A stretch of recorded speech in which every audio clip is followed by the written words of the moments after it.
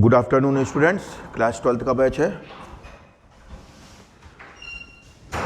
हम लोग पढ़ रहे हैं यूनिट 3 चैप्टर 5। आज होगा इसका लास्ट टर्न, लेक्चर नंबर 3। ठीक है, इसके बाद इसकी प्रॉब्लम्स पे आ जाएंगे।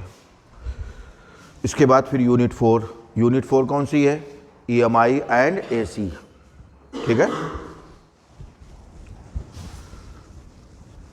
तो हमारी कोशिश ये है कि ऑप्टिक्स तक कम से कम आपका रिवीजन बैच में हो जाए। उसके बाद तो अपने पढ़ाई है भाई। ऑप्टिक्स के बाद बचता क्या है? न्यूक्लियर। ठीक है, वो अभी आपने पढ़ा था। ठीक है,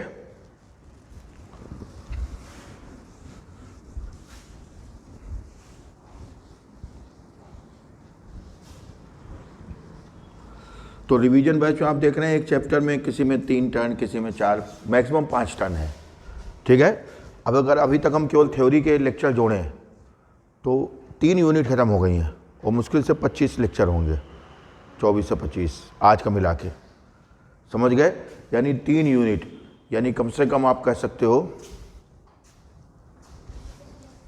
30 मार्क्स। ठीक है, 25 to 30 मार्क्स। समझ गए?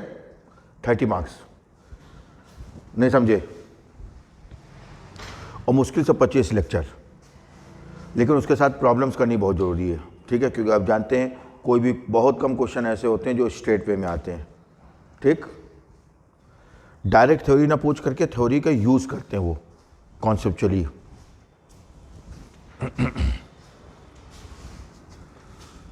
Class 12th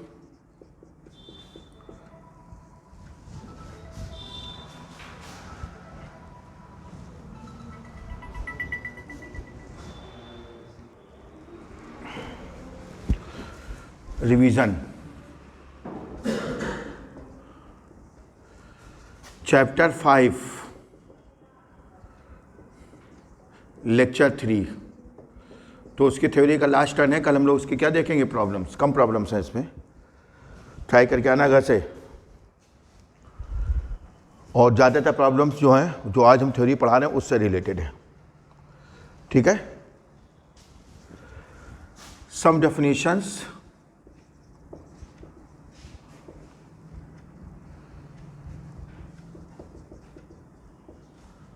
related to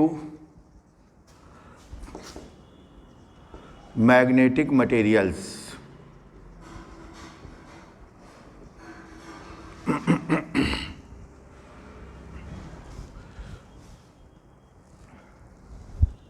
some definitions related to magnetic materials। देखिए,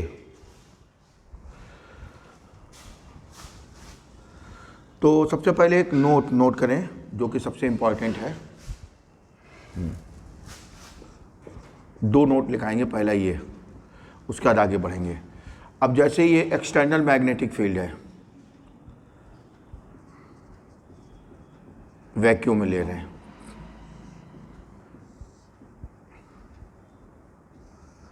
ठीक है, सपोज आपने यहाँ पे एक कोई स्लैब ले लिया वैक्यूम का।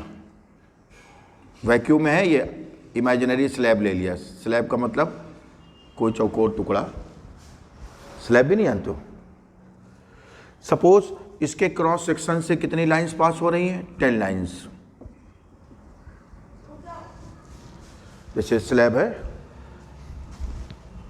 इमेजिनरी है ये, वैक्यूम में ही स्लैब ले लिया ऐसे, तो इसके क्रॉस सेक्शन से कितनी लाइंस पास हो रही हैं? 10।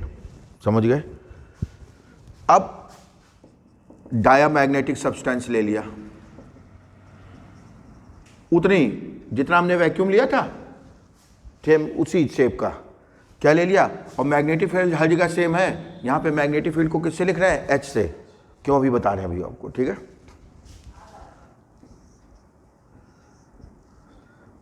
वही स्लैब हमने यहाँ ले लिया।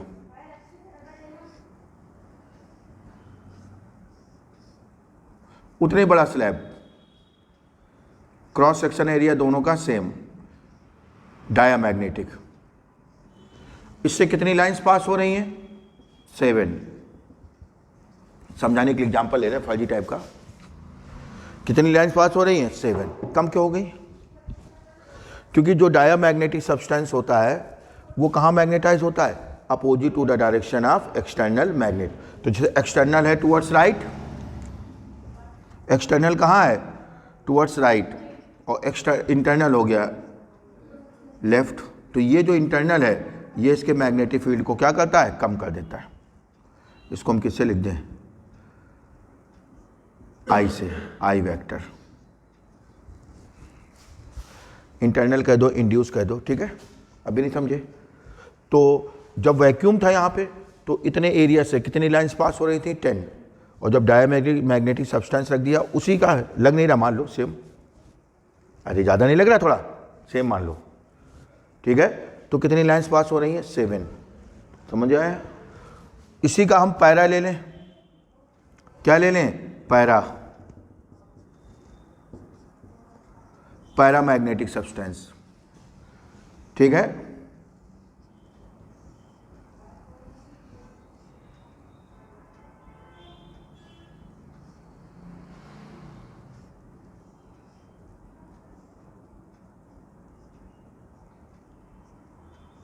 अब इससे कितनी लाइंस पास हुई? 13 बढ़ जाएंगी ना, क्योंकि ये कहाँ मैग्नेटाइज होता है? इन the direction of external magnetic field, यानी यहाँ पे एक्सटर्नल और इंटरनल कहाँ होंगे? सेम डायरेक्शन में। ये कहाँ मैग्नेटाइज हो रहा था? अपोजिट, और ये सेम डायरेक्शन, ठीक है? तो इसके अंदर मैग्नेटिक फील्ड बढ़ जाएगा। तो 13 लाइंस पास हो रही हैं इससे। अभी नहीं समझे? फिर हमने क्या लिया? फेरो, जगह कम बची, इसको थोड़ा छोटा कर दो।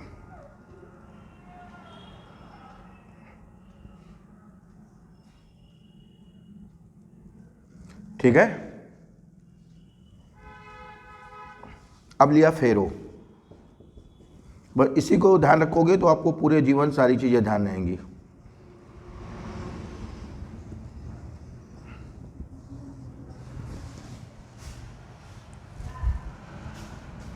फेरो,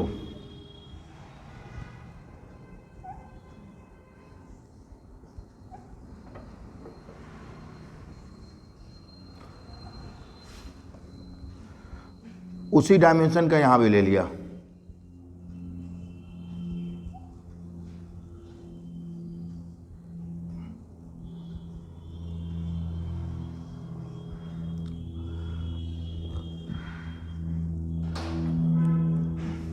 और एक्सटर्नल मैग्नेटिक फील्ड हर जगह सेम है, जो यहाँ है वही यहाँ है, वही यहाँ है, ठीक है? बॉक्स बड़ा होता चला जा रहा है, सेम मानो, समझ गए? इसी को बड़ा कर दें, सारे बॉक्स बड़े होते चले जा रहे हैं।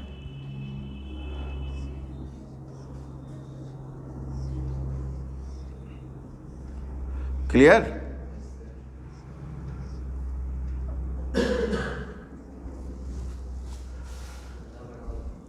कोई बात नहीं, ठीक?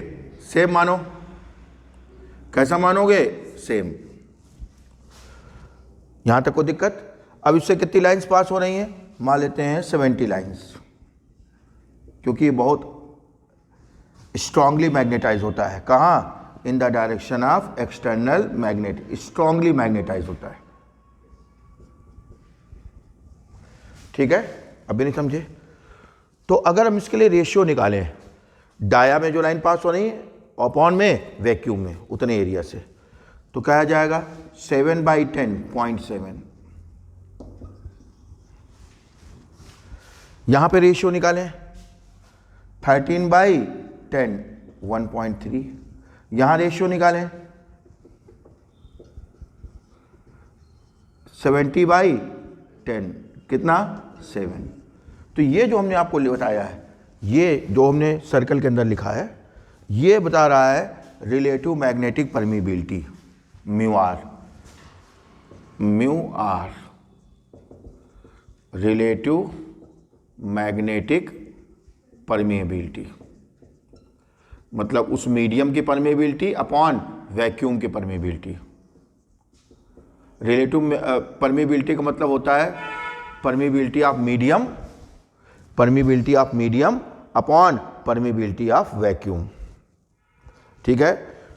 तो डाया के लिए म्यू आर की वैल्यू 1 से कम, पैरा के लिए म्यू आर की वैल्यू 1 से ज़्यादा लेकिन स्मॉल क्वांटिटी। फेरो के लिए म्यू की वैल्यू 1 से बहुत ज़्यादा, समझ गए, यानी लार्ज क्वांटिटी। कोई डाउट? और वैक्यूम के लिए तो 1 हो ही गया, 10/10 करेंगे तो 1 नहीं हो जाएगा। तो वैक्यूम के लिए म्यू आर कितना हो गया? 1। अरे ऊपर भी लिखोगे तुम मैग्नेटिक परमेबिलिटी ऑफ वैक्यूम और नीचे भी लिखोगे मैग्नेटिक परमेबिलिटी ऑफ वैक्यूम, तो 1 नहीं हो जाएगा। यहाँ पे क्या लिखेंगे? Magnetic permeability of diamagnetic substance upon magnetic permeability of vacuum. यहाँ क्या लिखेंगे? Magnetic permeability of paramagnetic substance upon magnetic permeability of vacuum. क्यों नहीं जान पा रहे बेटा? यहाँ क्या लिखेंगे? Magnetic permeability of ferromagnetic substance. तुम्हारे बेटा कुछ समझ जाना है? चाइनीज बोल रहे हैं हम?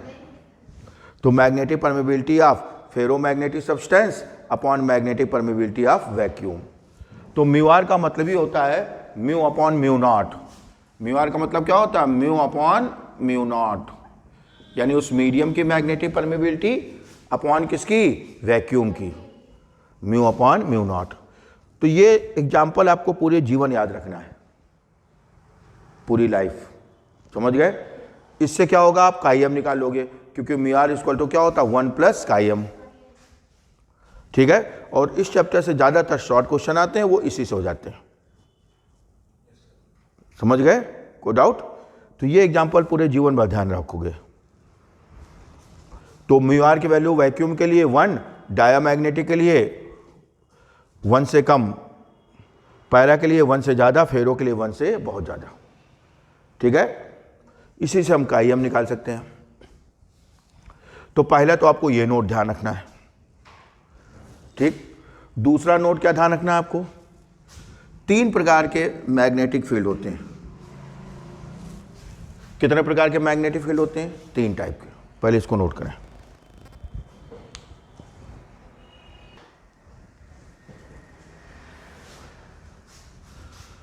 तो एक दिन में कम से कम 2-3 लेक्चर को रिवाइज करो, ठीक है? 2x पे नोट्स बनाने नहीं है तो 2x पे बार बार देखो, 15-20 मिनट में एक लेक्चर हो जाएगा। 2-3 लेक्चर डेली देखो, ऑलमोस्ट डेली एक चैप्टर रिवाइज हो जाएगा, ठीक है? तो जब बार बार देखोगे तो ये फार्मूले जो हैं तुम्हारे बिल्कुल ब्रेन में परमानेंट सेव हो जाएंगे, समझ गए? हमारे ब्रेन में 2 प्रकार की मेमोरी होती है, पता ना? एक लेफ्ट ब्रेन की और एक राइट ब्रेन की। जो लेफ्ट ब्रेन होता है वो फ्लैश मेमोरी होती है। कौन सी मेमोरी होती है? फ्लैश, थोड़ी देर के लिए। और जो राइट ब्रेन में होता है वो परमानेंट। लेकिन कोई भी मेमोरी राइट ब्रेन में तब ट्रांसफ़र होती है जब हम उसको बार बार रिपीट करते हैं, यानी ईजिली राइट ब्रेन में ट्रांसफ़र नहीं होती है। तो ये जो बैट्समैन दिन रात प्रैक्टिस करते हैं, समझ गए, वो इसीलिए प्रैक्टिस करते हैं ताकि उनको सोचना ना पड़े, ठीक है? इस बॉल पे ये शॉट मार सकते हैं, इस बॉल पे ये, वहाँ सोचते नहीं हैं। वो उनके दिमाग में बिल्कुल फीड हो चुका है कि ये बॉल है, यानी हमारे पास 2 ऑप्शन है, डिफेंड करना है तो ये शॉट मारेंगे, अटैक करना है तो ये शॉट मारेंगे, बिल्कुल फिक्स है। इतने बार उन्होंने उस चीज़ की क्या की है? प्रैक्टिस, समझ गए? तो जो आप किसी चीज़ की बार बार प्रैक्टिस करते हो, तो वो चीज़ें धीरे धीरे लेफ्ट ब्रेन से कहाँ शिफ्ट होती हैं? राइट ब्रेन में। और एक बार राइट ब्रेन में शिफ्ट हो गई तो पूरी लाइफ की फुर्सत। अब जैसे लोग साइकिल चलाना बचपन से सीख लेते हैं और बार बार चलाते रहते हैं, फिर अगर 20 साल बाद भी साइकिल चलाएं तो भी 15-20 मिनट में वो पुराने ढर्रे पे आ जाते हैं। शुरू में तो दिक्कत होती है 15-20 मिनट, ठीक है, लेकिन चूंकि राइट ब्रेन में वो चीज़ ट्रांसफ़र हो चुकी है तो 15-20 मिनट में ही पुरानी सब चीज़ें याद आ जाती हैं। अभी नहीं समझे? ठीक, इसलिए चीज़ों को बार बार रिपीट किया जाता है ताकि चीज़ें राइट ब्रेन में ट्रांसफ़र हों, ठीक है?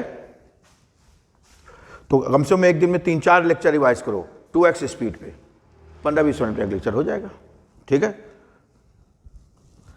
देखिए, तो 3 प्रकार के मैग्नेटिक फील्ड यहां पे होंगे। सबसे पहले कौन सा मैग्नेटिक फील्ड होगा? Types of magnetic field. Note करना है, ठीक है? इसके बाद डेफिनेशन चालू करेंगे। Types of magnetic field. तो पहला कौन सा होता है आपका? इंटरनल कह दो या इंड्यूस्ड कह दो।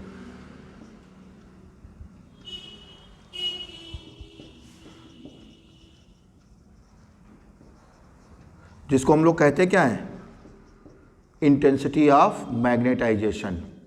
क्या कहते हैं, मतलब इसका जो प्रॉपर नेम है वो क्या है, इंटेंसिटी ऑफ मैग्नेटाइजेशन। किससे रिप्रेजेंट करते हैं, आई वेक्टर से। इंटेंसिटी ऑफ मैग्नेटाइजेशन, ठीक है। ये तो नाम हो गया, प्रॉपर नेम। लेकिन समझेंगे कैसे, ये इंटरनल है, जो यहाँ पे इंटरनल में शो किया है, जो उसके अंदर प्रोड्यूस हुआ है या इंड्यूस हुआ है। इंटेंसिटी ऑफ मैग्नेटाइजेशन, जिसको हम किससे रिप्रेजेंट करेंगे, आई वेक्टर से, ठीक है, कोई डाउट। दूसरा कौन सा होता है, एक्सटर्नल मैग्नेटिक फील्ड, जिसको हम कैसे क्या कहते हैं, मैग्नेटाइजिंग फील्ड स्ट्रेंथ।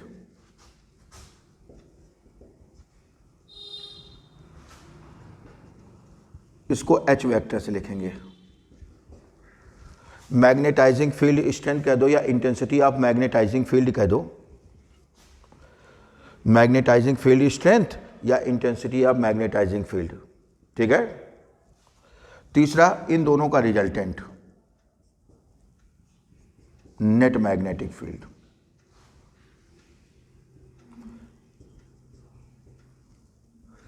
और ये सब मैग्नेटाइज्ड मटेरियल के अंदर है, समझ गए। नेट मैग्नेट दोनों का रिजल्टेंट, इसको क्या कहते हैं हम लोग, मैग्नेटिक इंडक्शन वेक्टर या मैग्नेटिक फ्लक्स डेंसिटी, इसको लिखते हैं बी वेक्टर से। अब आप कैसे कह सकते हो कि अभी तक तो केवल बी ही चल रहा था, ये तीन कहाँ से हो गए। अभी तक तो कोई भी मैग्नेटिक फील्ड होता था हम लोग किससे लिख देते थे, बी से, क्योंकि अभी तक मटेरियल नहीं होता था ना, मैग्नेटिक मटेरियल। यहाँ पे जो दो तीन मैग्नेटिक फील्ड की बात हो रही है, ये मैग्नेटिक मटेरियल के अंदर है। अब मैग्नेटिक मटेरियल नहीं है तो आई कितना हो गया, जीरो। अरे जब मटेरियल है तो मैग्नेटाइज क्या होगा, तो आई जीरो हो गया, तो जो एच हो गया वही बी हो गया। बस एक अंतर है, इनकी तीनों की यूनिट अलग अलग होती है। आई और एच की यूनिट अलग होती है, बी की यूनिट अलग होती है, ठीक है। और हम ऐड तभी कर सकते हैं जब तीनों की यूनिट क्या हो, सेम हो। समझ गए। जैसे 10 किलोग्राम है और उसको 5 ग्राम ऐड करना है तो क्या 15 किलोग्राम हो जाएगा। 5 ग्राम को या तो किलोग्राम में चेंज करो या 10 किलोग्राम को ग्राम में चेंज, नहीं समझे। जैसे 10 मीटर है और 5 सेंटीमीटर है तो क्या 15 आ जाएगा। अरे 10 मीटर को या तो सेंटीमीटर में करो या सेंटीमीटर को, एक ही में लेना पड़ेगा ना दोनों। तो इन दोनों को इसके इक्विवेलेंट लाने के लिए हमें म्यू नॉट का मल्टीप्लाई करना पड़ता है तीनों मैग्नेटिक फील्ड ही, लेकिन इसके इक्विवेलेंट लाने के लिए हमें किसका मल्टीप्लाई करना पड़ता है, इन दोनों की सेम होती है।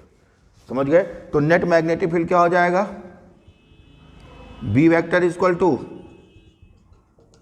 ये हो गया एक्सटर्नल और ये हो गया इंटरनल, यही सबसे मेन है। समझ गए। ये कौन है, एक्सटर्नल, ये कौन है, इंटरनल, और ये नेट। म्यू नॉट का मल्टीप्लाई क्यों किया गया, क्योंकि इसकी यूनिट अलग है, इन दोनों की सेम है लेकिन उसकी अलग है, तो इन दोनों को उसके इक्विवेलेंट लाने के लिए हमें किसका मल्टीप्लाई करना पड़ता है, म्यू नॉट का। नहीं समझे, कोई डाउट।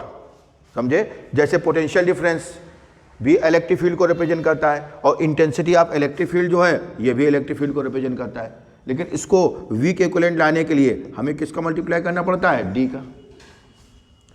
समझ गए। इलेक्ट्रिक फील्ड V भी रिप्रेजेंट कर रहा है, इलेक्ट्रिक फील्ड E भी रिप्रेजेंट कर रहा है। बस पोटेंशियल डिफरेंस जहां भी होगा वहां इलेक्ट्रिक फील्ड होगा, और ये तो इलेक्ट्रिक फील्ड है ही है, दोनों इलेक्ट्रिक फील्ड को रिप्रेजेंट कर रहे हैं, लेकिन इसको इसके इक्विवेलेंट लाने के लिए हमें क्या करना पड़ता है, D का मल्टीप्लाई। समझ गए।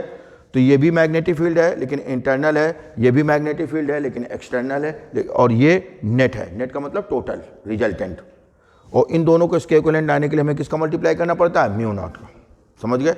अब सपोज मैग्नेटिक मटेरियल है ही नहीं तो आई जीरो हो जाएगा। भाई मैग्नेटाइज कौन होता है, मैग्नेटिक मटेरियल, तो जो नेट है वही एक्सटर्नल है। बस म्यू नॉट का मल्टीप्लाई क्यों किया गया है, यूनिट को सेम करने के लिए। जो इंटरनल है सॉरी एक्सटर्नल है वही नेट। अभी नहीं समझे, कोई डाउट। तो कितने प्रकार के मैग्नेटिक फील्ड हो गए, 3। कुछ समझ आ रहा है। आई तक, आई कब प्रोड्यूस होगा? जब मैग्नेटिक मटेरियल होगा। और ध्यान रखना आई एक्सटर्नल की डायरेक्शन में भी हो सकता है और एक्सटर्नल के अपोजिट भी। अगर पैरा या फेरो है, पैरा या फेरो, तो जो आई होता है वो एक्सटर्नल के डायरेक्शन में होता है और डाया में अपोजिट होता है।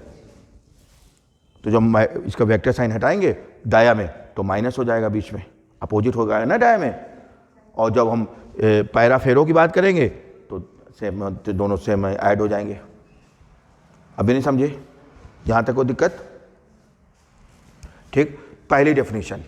तो ये दोनों नोट हैं, यही सबसे मेन है। ठीक है, पहली definition,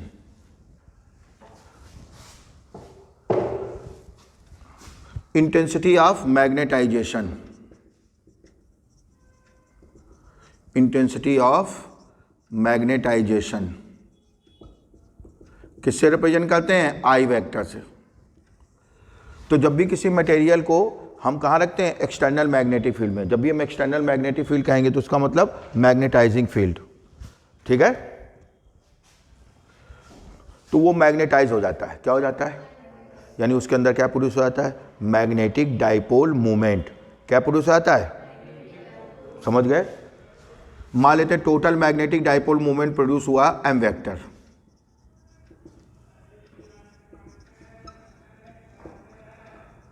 total magnetic dipole movement कितना प्रोड्यूस हुआ? और टोटल वॉल्यूम कितना उसका? V। तो V वॉल्यूम में कितना प्रोड्यूस हुआ? M vector. Per unit volume, इसी को बोलते हैं I।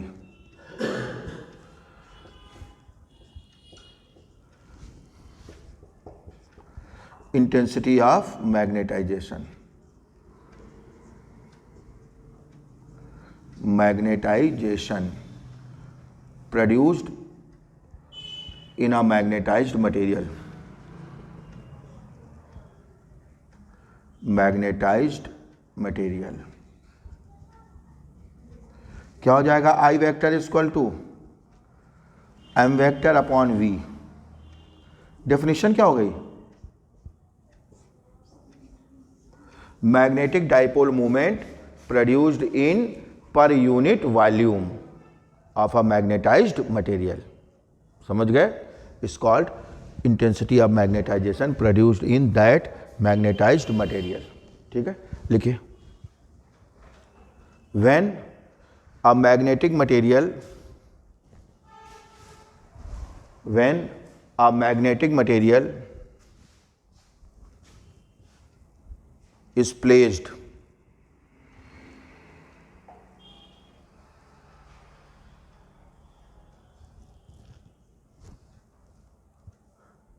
in a magnetizing field, in a magnetizing field, magnetizing field bracket में लिख लो external magnetic field, external magnetic field comma it gets magnetized, it gets magnetized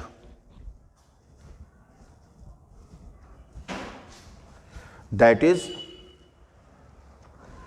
magnetic dipole moment, magnetic dipole moment bracket में capital M vector produced in that material.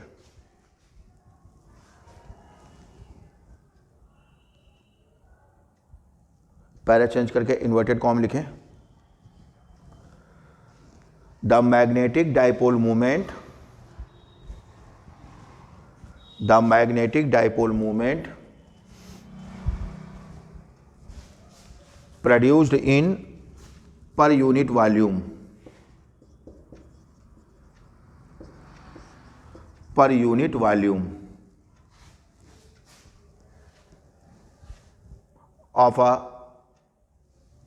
magnetized material, magnetized material, comma is called intensity of magnetization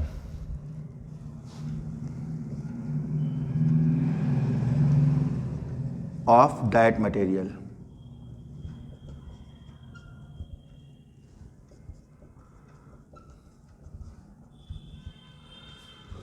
Intensity of magnetization of that material, inverted comma closed. ठीक है, note कर लें. अच्छा, magnetic dipole moment की unit क्या होती है? Ampere metre square. Magnetic dipole moment की यूनिट क्या होती है? Ampere metre square. और वॉल्यूम की क्या हो जाएगी? Metre cube, ampere per metre. A/L यानी AL-1. नोट कर लें. और वॉल्यूम स्केलर क्वांटिटी है, यानी जो डायरेक्शन m वेक्टर की होगी हमेशा वही डायरेक्शन I वेक्टर की.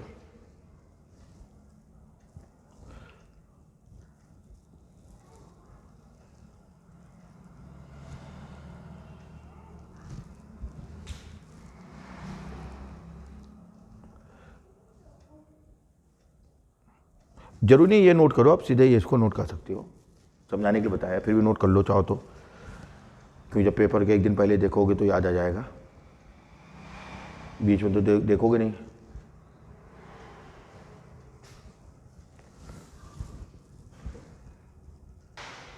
देखिए, magnetising field strength,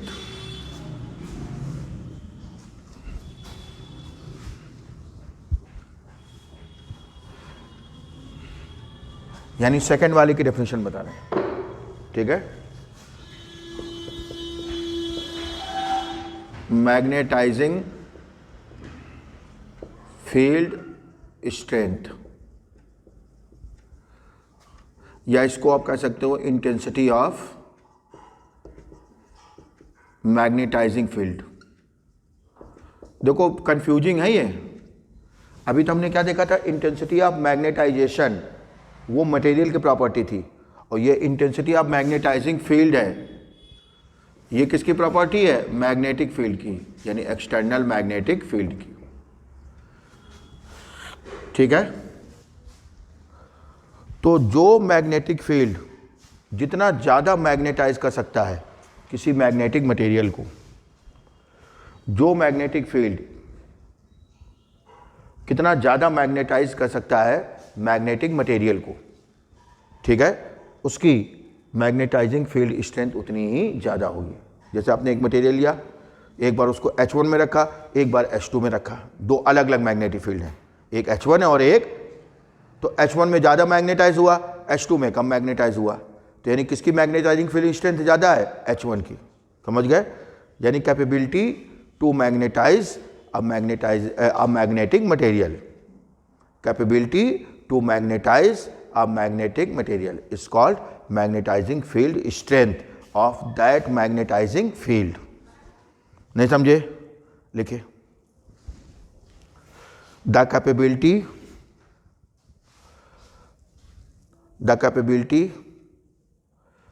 of an external magnetic field, the capability of an external magnetic field, external magnetic field, bracket में क्या लिखोगे? Magnetizing field. ठीक है, जब भी हम एक्सटर्नल मैग्नेटिक फील्ड कहते हैं इसका मतलब क्या होता है? Magnetizing field. ठीक है, तो जब भी हम एक्सटर्नल मैग्नेटिक फील्ड कहते हैं तो इसका मतलब क्या होता है? Magnetizing field. क्या लिखा? The capability of an external magnetic field, bracket में magnetizing field, to magnetize a magnetic material, to magnetize a magnetic material, a magnetic material,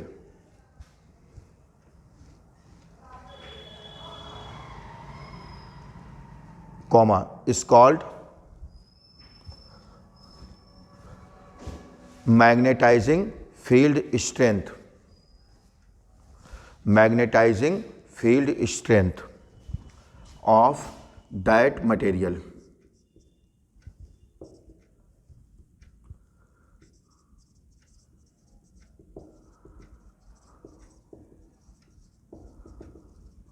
note कर लें, H vector is equal to B vector upon mu naught minus I vector. ये कहाँ से निकाला हमने, इसी से लिखा है। देखो हम लोग जानते हैं बी वैक्टर क्या होता है, mu naught H vector plus mu naught आई वैक्टर। म्यू नॉट कॉमन लेके डिवाइड कर दो, दोनों से म्यू नॉट कॉमन लेके क्या किया, डिवाइड कर दिया, आई को उधर ले गए। क्या नहीं जान पा रहे तुम?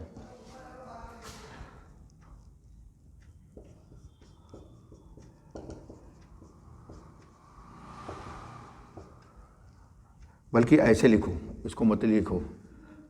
लिख लिया ना, चलो कोई बात नहीं, लिखा रहने दो। कैसे आया इसको शो करना है। यहां तक कोई दिक्कत, यूनिट वही होगी एम्पियर पर मीटर, जो आई की होती वही एच की, डायमेंशन फार्मूला वही AL-1। अब इन दोनों का जो रिजल्टेंट होगा उसे कहेंगे magnetic induction vector. Third, magnetic induction vector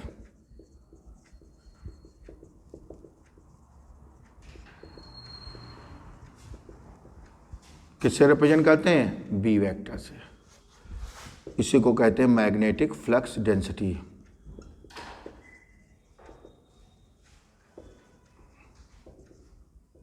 दोनों का रिजल्टेंट क्या लिखोगे, the net magnetic field, heading डाली। इन दोनों का जो रिजल्टेंट होता है उसे, ठीक है।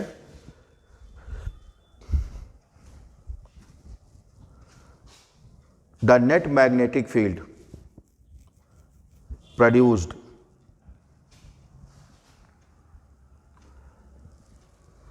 the net magnetic field produced inside a magnetized material, inside a magnetized material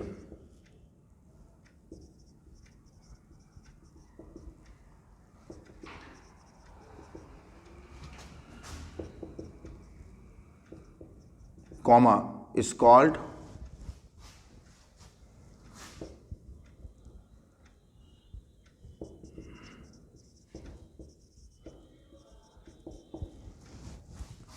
magnetic induction vector.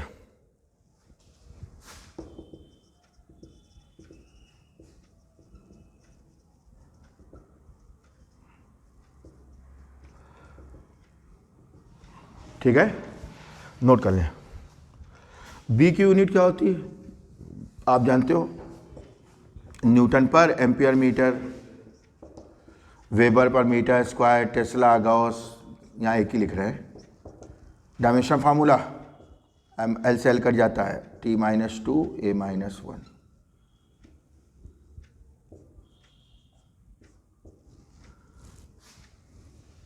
ठीक है,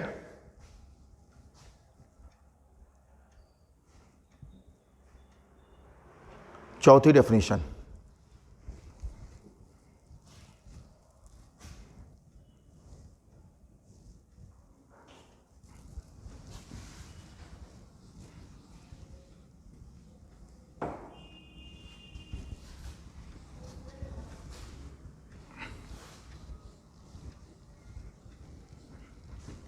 मैग्नेटिक परमीबिलिटी। क्या लिख नहीं पाते क्या, magnetic permeability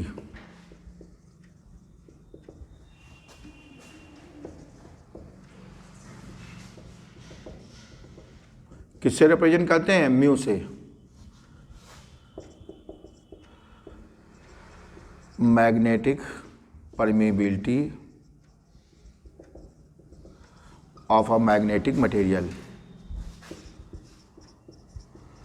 magnetic material, mu equal to कैसे डिफाइन करते हैं, B vector upon H vector. ठीक है, क्या डेफिनेशन हो गई, net magnetic field upon external magnetic field. Net magnetic field को क्या कहते हैं, मैग्नेटिक इंडक्शन वेक्टर, और एक्सटर्नल मैग्नेटिक फील्ड को क्या कहते हैं, मैग्नेटाइजिंग फील्ड स्ट्रेंथ। समझ गए, लिखिए, the ratio of net magnetic field, the ratio of net magnetic field, net magnetic field, bracket में लिखो magnetic induction vector, magnetic induction vector लिखा, magnetic induction vector B vector, bracket close, produced inside a magnetized material, produced inside a magnetized material, magnetized material to the external magnetic field, external magnetic field, bracket में क्या लिखोगे, magnetizing field strength H vector, magnetizing field strength H vector, H vector comma is called magnetic permeability of that material. Note कर लें, unit होती है Newton पर ampere. देखो B की यूनिट क्या होती है, न्यूटन पर एम्पियर मीटर, और एच की क्या बताई, एम्पियर अपॉन मीटर, तो न्यूटन पर ampere square. Dimensional formula MLT-2 upon A square, MLT-2 A-2, MLT-2 A-2।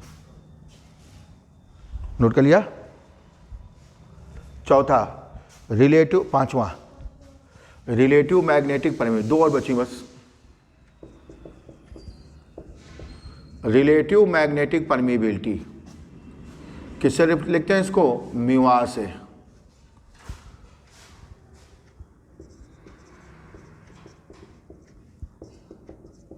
क्या होता म्यू आर की value, mu upon mu not, लिखिए। नोट नहीं कर पाते हो क्या बेटा, कैसी क्वांटिटी है ये, यूनिटलेस डायमेंशनलेस प्योर नंबर, लिखिए। The ratio of magnetic permeability, the ratio of magnetic permeability, bracket में लिखो म्यू, मैग्नेटिक परमिबिलिटी ब्रैकेट में क्या लिखोगे, mu of a magnetic material, of a magnetic material to the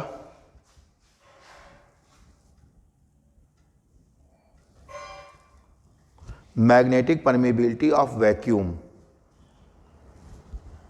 magnetic permeability of vacuum, bracket में mu naught, bracket में mu not,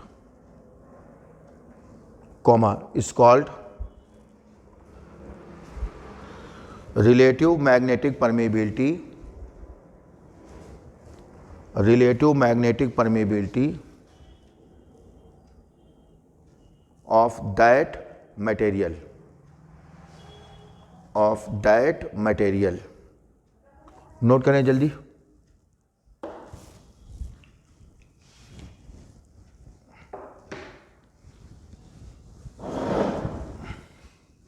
इसका अगली heading कौन से डालेंगे, बोलो कौन सी बची definition, very good, magnetic susceptibility.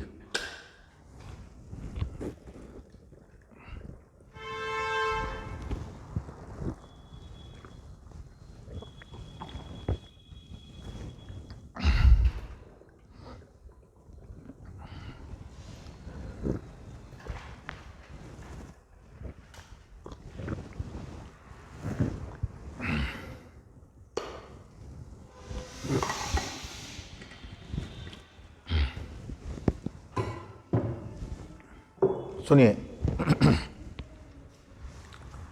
Magnetic susceptibility, susceptibility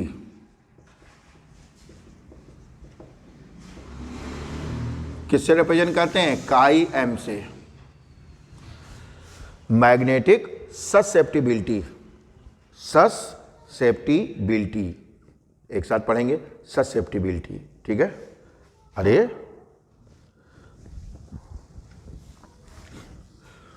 तो किसी मटेरियल के अंदर कितना इंटेंसिटी ऑफ मैग्नेटाइजेशन प्रोड्यूस हुआ वो डिपेंड करेगा एच पे। वीक मैग्नेटिक फील्ड होगा तो कम प्रोड्यूस होगा, स्ट्रांग होगा तो ज़्यादा प्रोड्यूस होगा। नोट करते चलें, intensity of magnetization produced in a magnetized material, magnetized material कितना होता है? I proportional to H vector. जब हम प्रोपोर्शनल हटाते हैं तो क्या आता है? कांस्टेंट काई एम। बेटा 2 मिनट रुक जाओ, उसके बाद आराम से बैठ बातें करना, क्यों हम 1 घंटे के लिए बदला जाएंगे ना पढ़ाने, 100 घंटे में आराम से रुके रहो, नीचे खुला रहता है, अपना गले लग करके रो के बातें कर लो खूब, ठीक है।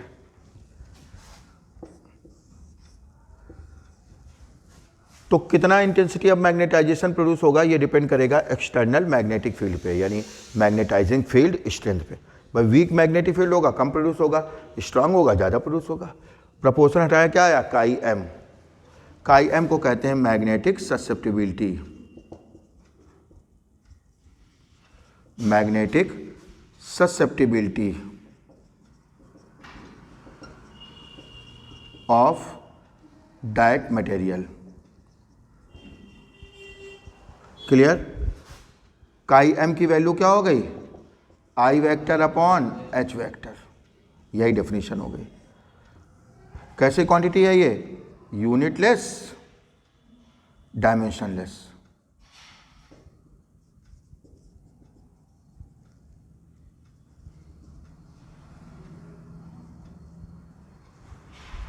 दस लिखें तो इसकी डेफिनेशन बाद में आएगी, पहले इतना लिखने के बाद।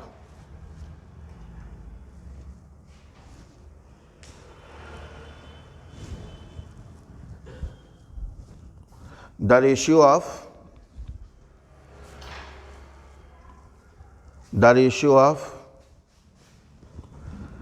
Intensity of magnetization, the ratio of intensity of magnetization bracket में आई वेक्टर, ब्रैकेट में I vector produced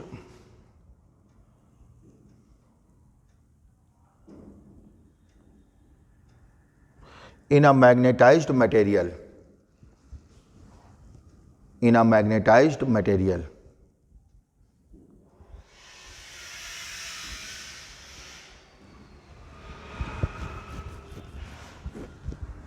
to the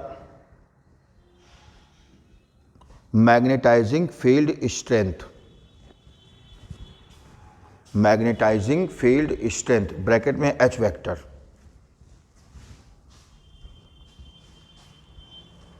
is called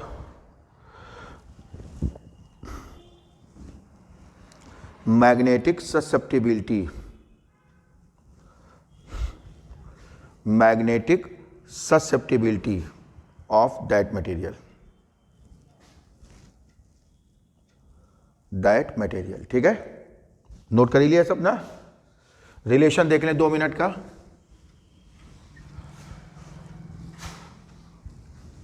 relation ये नोट किया बेटा, पक्का?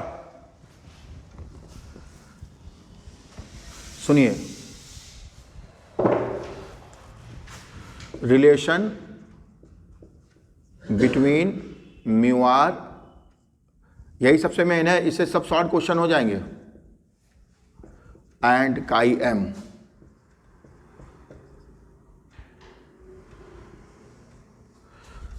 we know that net magnetic field, that is magnetic induction vector,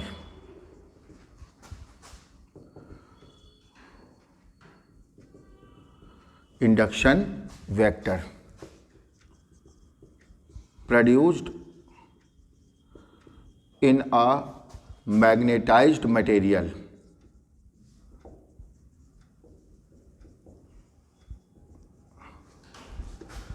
क्या बताया था, B vector equal to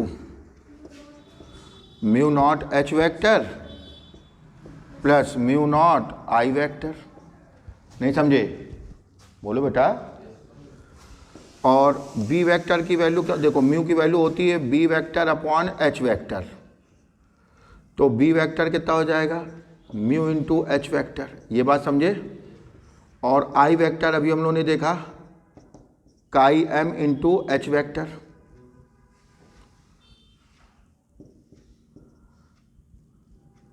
काई एम इक्वल टू क्या होता है, I vector upon H vector, यानी आई वेक्टर कितना हो जाएगा, काई एम इंटू एच वेक्टर। ये दोनों वैल्यू रख दो, एक बी वेक्टर की रख दो और एक आई वेक्टर। तो बी वेक्टर की क्या लिखोगे हम लोग, म्यू नॉट एच वेक्टर, और आई वेक्टर की क्या लिखेंगे, काई एम एच वेक्टर। हो गया। Mu naught H vector common लेके उधर डिवाइड कर दो। क्या कॉमन ले लिया, mu naught H vector, bracket में क्या आया 1 plus chi M. Mu naught H से एच कैंसिल हो गया,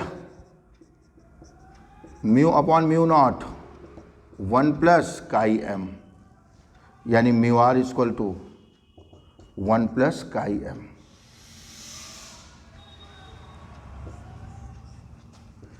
ये रिलेशन हो गया 1 plus chi M. Mu R equal to होता म्यू अपॉन म्यू नॉट। यहां तक कोई दिक्कत? पहुंचो। तीनों के लिए वैल्यू निकालने।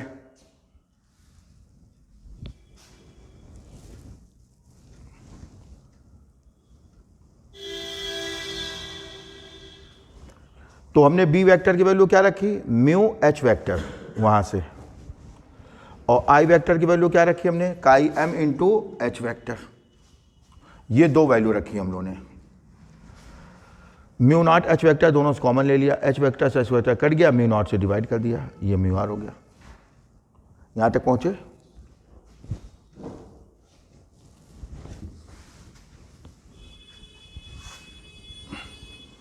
बस 2 मिनट और।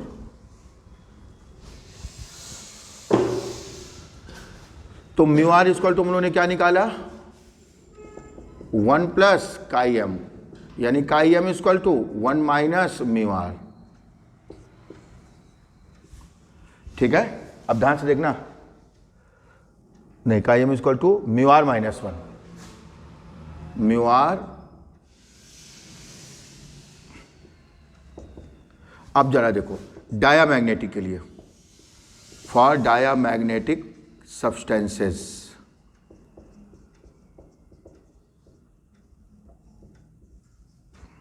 म्यू आर की वैल्यू कितनी होती है, 1 से कम, 1 से कम, 1 से, ये म्यू अपन म्यू नॉट होता ना, लेस देन 1। तो काई एम कितना हो जाएगा, निगेटिव 0.7 रखो, वही वैल्यू रखो। अरे वो फिक्स नहीं होती है, समझाने के लिए। 0.7 माइनस 1 करोगे तो -3 नहीं आ गया, माइनस में 0.3, तो काई एम कैसा आ गया, निगेटिव एंड स्मॉल क्वांटिटी।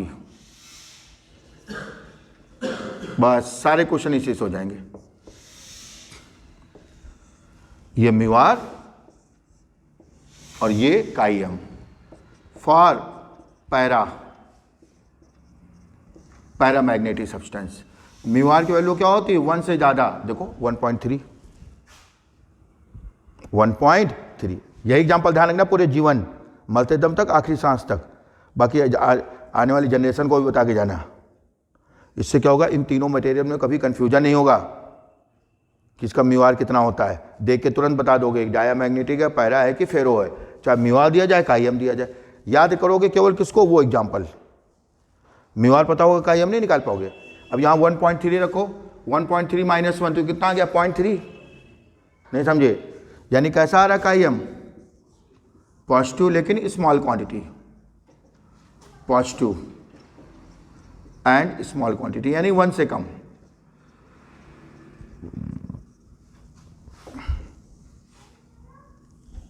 फेरो के लिए, फॉर फेरो म्यू आर की वैल्यू 1 से बहुत ज़्यादा होती है, तो काई एम कैसा हो जाएगा positive and big quantity, big quantity, big quantity कह दो, लार्ज क्वांटिटी कह दो, ठीक है। तो जब आप इन दोनों इसके न्यूमेरिकल्स लगाओगे आप अभी घर जाके प्रॉब्लम्स अरिहंत से, नहीं समझे, तो आप देखोगे 60% प्रॉब्लम इसी से हो जाएंगी, शॉर्ट वाली तो ऑलमोस्ट सारी हो जाएंगी इसी से। क्लियर, चैप्टर फिनिश, कल हम लोग उसकी प्रॉब्लम देखेंगे। समझ आई बात।